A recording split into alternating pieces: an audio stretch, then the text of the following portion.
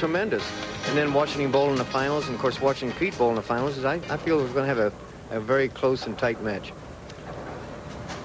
Tom Milton, the lower of the two finishers, does not have the choice of the starting lane. Pete Weber says, I want you to start, Tom. I want to finish the match on the left-hand lane. So Milton, winner 275 first match, goes against a very tough Pete Weber, who won this from the number 3 position in 1985. Ready for action.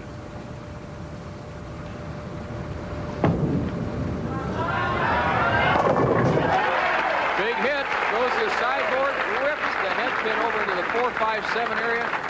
And he's off to a quick start as you see the powerful wide breaking hook of Tom Milton. Takes the head pin and throws it to the sideboard. Let's watch the head pin go to the right, carry out the 4, and then into the 7. Milton's got it all. He's hit the high hit and the light hit and the solid hit. Now here's Pete.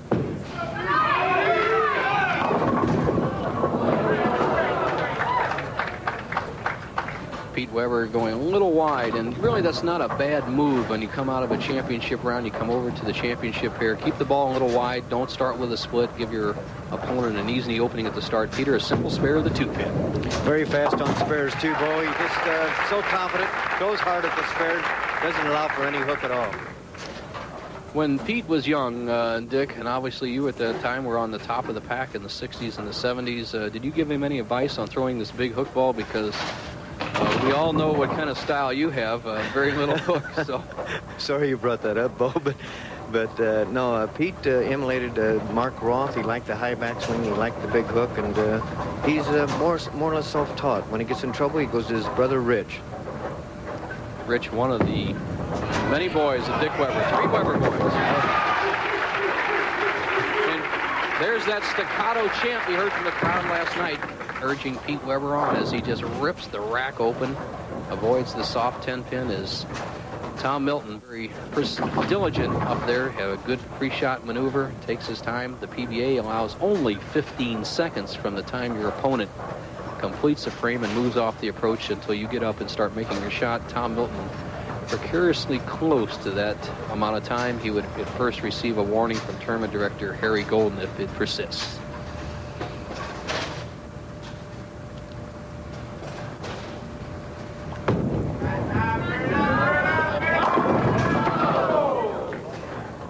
Once again, Milton, 32 years old, 6 feet 3 inches tall, 190 pound, leaves the 10-pin, opts for the harder ball, Dick.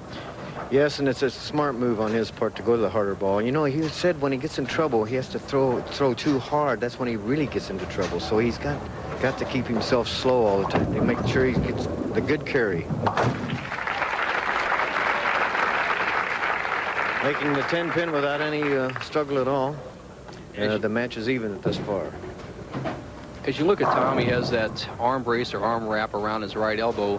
A number of years back, he had tendonitis and used that to support the elbow, and he just kind of got used to it. As you see, it's becoming a little shriveled. He says it's just a crutch now. He's gotten so used to wearing it all the time.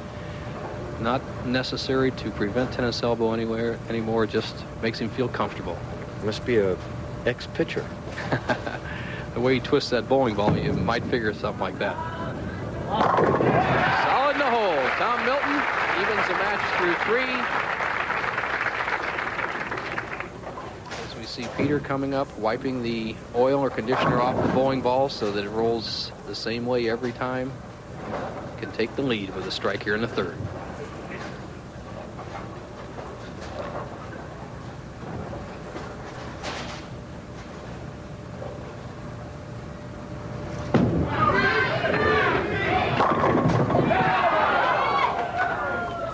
Soft 10, Dick. Left the 2-pin, and then he made a little adjustment, went a little more direct, left the soft 10, half 10, weak 10. It's a doggone 10-pin. Cross lane, Pete straightened that ball out, using a lot of speed.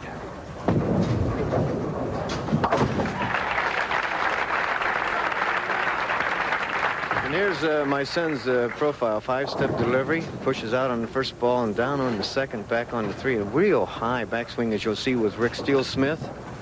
Coming through in the 4th and keeping that good knee bend, and sort of chugs at the old follow-through there. I didn't like the follow-through at all there. Hesitated a little bit too much. Pete, 4th frame, match all even.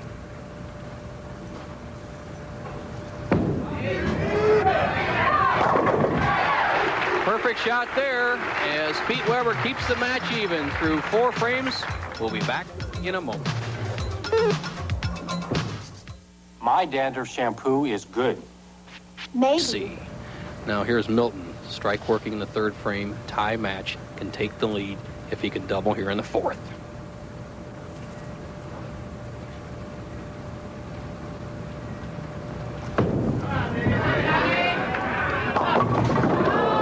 Too soft, 4-7-10, Dick. Really soft and seemed to lose the ball right at the release. He just cuts right through the middle, Dick. The ball will go right through the middle, leaving these 2 pins here, the 4, 7, and 10 pin, and you'll have to cut the 4 pins, slide it across. Good attempt, but something to think about there, too, is the pin count.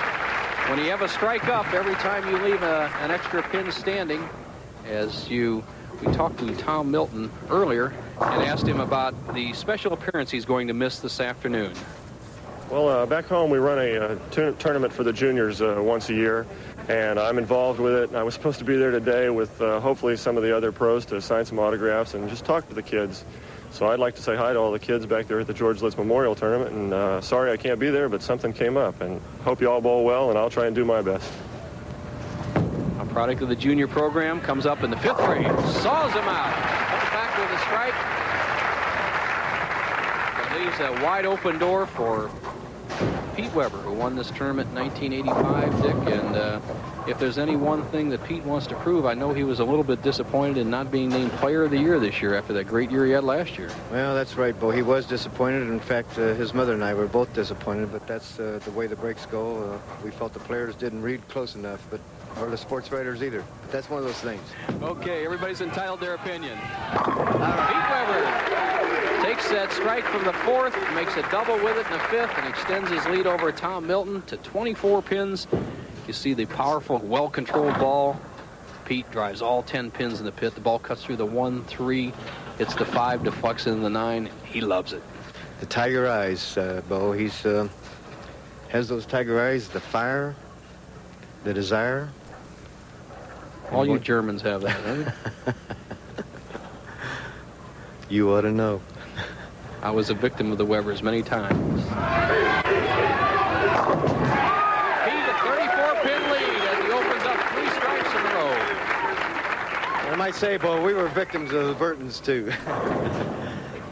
All right, the high profile of Pete, the snap wrist. You see that little confident follow through. The walk. He likes the result. Opens up a 34-pin lead over Tom Milton. Tom, high hit in the 4th frame on this right-hand lane. Needs to get some strikes working, put some pressure on Pete.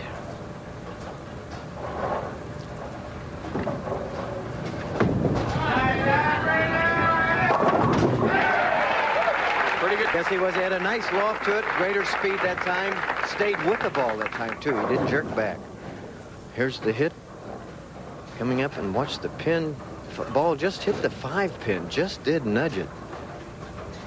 Another good point you brought up there. When a ball hooks a little bit high, you put a little extra loft on it, delays the hook. That's what Milton did there in the 6th frame. Got the proper result, can now cut the lead of Pete Weber's down to 14 with another strike.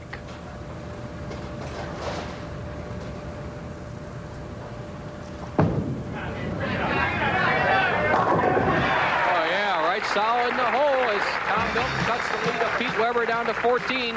We'll be back with the conclusion after this. Was leading at one time by 34 pins, has now had his lead cut by Tom Milton down to just 14, has 3 strikes working up in the 7th frame.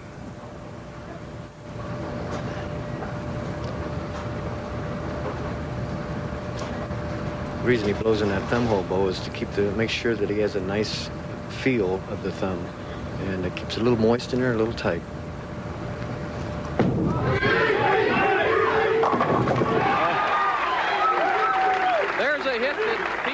Daddy carried a number of years ago, but he has to have the head pin do the job now on the 5. His son can do it with the ball. The ball cuts through the 1, 3, accentuates right in and cuts the 5 out, tears out the 7. He answers Tom Milton's turkey with 4 strikes of his own and has regained a 24-pin lead through 7. Nowadays, my bowling ball goes the other way, though, Bo. Well, if it gets a little weaker, you can have the 3-pin take out the 5, Dick. All right. Pete Weber, 4 strikes in a row, 8th frame.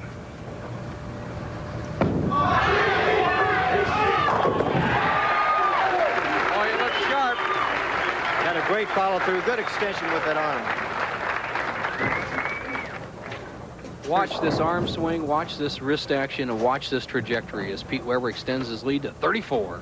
And it's all in one motion, too, Bo. That's the nice thing. When he hesitates a little bit at the release, that's when he leaves the weak 10 or goes a little bit high. But everything's nice and fluid right now.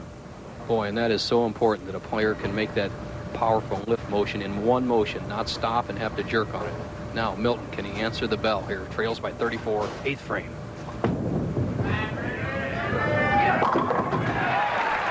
No problem.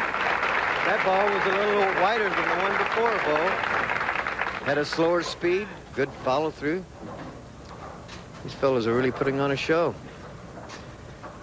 A dandy shot by Tom Milton as the St. Petersburg native can cut the lead of Pete Weber's down to 14. Once again, key 9th frame. He'll be in trouble if he doesn't strike here. It's a good old foundation frame, Bo. Good concentration there. Boy, did he wind that ball up. He rolled it back on his wrist, snapped that wrist through, and once again, it's back and forth, back and forth. Good match game competition. High scores as Tom Milton keeps the pressure on Pete Weber. And the real crux of a professional bowler, if you're going to make it on the Professional Bowlers Tour, is not the ability to throw a lot of strikes in the middle of a game. It's the ability to close out an opponent and throw a lot of strikes at the end. The match is still up for grabs.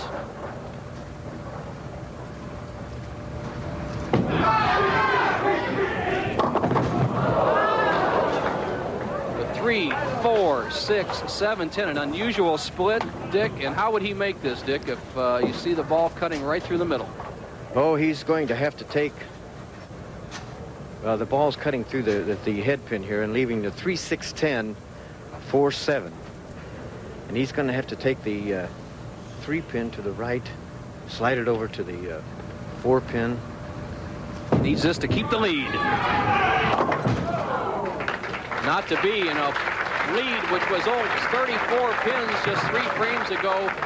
Has found himself in arrears by 5 pins. A disastrous split in the 5th frame, Dick. What would you tell Pete right now as he has gone from a chance to lock out Tom Milton to still having a chance to win the match, but he's trailing by 5? Well, naturally, to keep everything fluid, but keep down with the ball. That ball before, he reared at the foul line, and that's caused him to pull the ball to the head pin and leaving a wild split. Pete sends it wide, tries to use that power to take out the 7 pin, not to be. Pete has a best of 221 right now. Tom Milton is going at a 226 pace, so Pete is going to need some misfortune by Tom Milton to win this match. Well, as Yogi Berra said, it's not over until it's over, but on the other hand, you have to say that Tom Milton has the upper hand, because he did get a split of in the 4th frame of the 4-7-10. So Pete finishes with 220.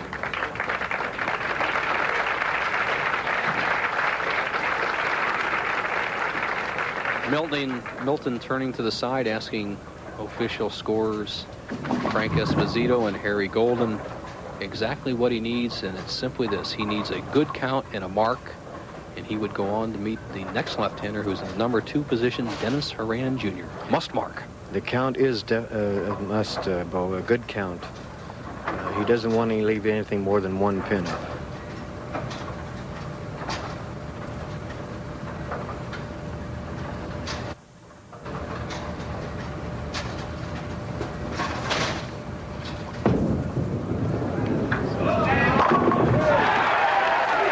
That's a winner, Dick.